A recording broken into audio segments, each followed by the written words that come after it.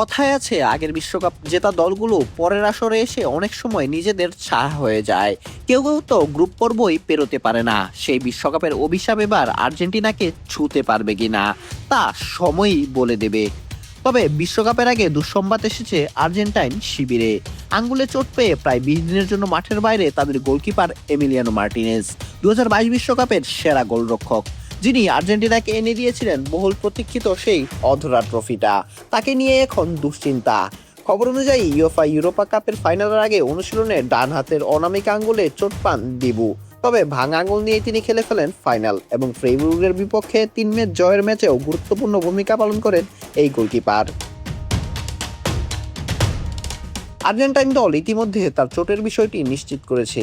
পরীক্ষার পর ছোট ধরনের ফ্র্যাকচারও ধরা পড়েছে। তবে স্বস্তির খবর হলো অস্ত্রোপচারের কোনো প্রয়োজন হচ্ছে না।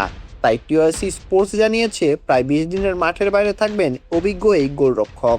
ফলে বিশ্বকাপের আগে হন্ডুরাস ও আইসল্যান্ডের বিপক্ষে প্রস্তুতি ম্যাচগুলো মিস করবেন এমিলিয়ানো মার্টিনেজ।